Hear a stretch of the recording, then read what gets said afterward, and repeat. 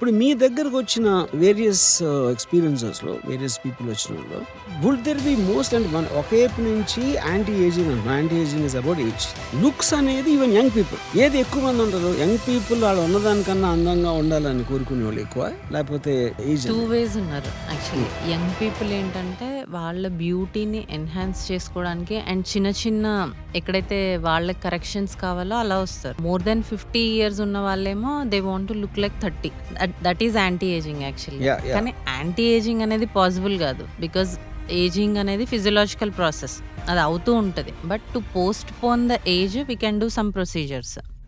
కానీ పాసిబుల్ కాదు అని చెప్పేది వాళ్ళ ఎక్స్పెక్టేషన్స్ తగ్గించడానికి చెప్తారు. ఎందుకంటే మీ దగ్గర నేను చూసిన కొన్ని ఫోటోలు యాక్చువల్గా పాసిబుల్ అనిపించింది. వాళ్ళ ఎక్స్పెక్టేషన్ తగ్గించడానికి అవ్వదు అని ముందే. Anti ageing is not about only face కదా. ఇప్పుడు ఫేస్ నేను చేస్తాను, టైటనింగ్ చేయొచ్చు, లేదంటే లిఫ్టింగ్ చేయొచ్చు, ఎవ్రీథింగ్ చేయొచ్చు. కానీ బాడీ చెప్తుంది కదా మన ఏజ్. ఎక్కువ ఈ ట్రీట్మెంట్స్కి వచ్చే వాళ్ళు చాలా హై ఎక్స్పెక్టేషన్స్లో ఉంటారు. సో అది కొంచెం డౌన్ చేయడానికి కొంచెం తక్కువే చెప్తాను అబౌట్ ద రిజల్ట్. బట్ ఫలానా దుర్గా గారి దగ్గరికి వెళ్తే మీరు 50 నుంచి 30 అయిపోతారు అని ఎవరో చెప్పండొచ్చు అని అనుకుని ఉండొచ్చు. దాన్ని మీరు కౌంటర్ చేయడానికి ఏదో సంథింగ్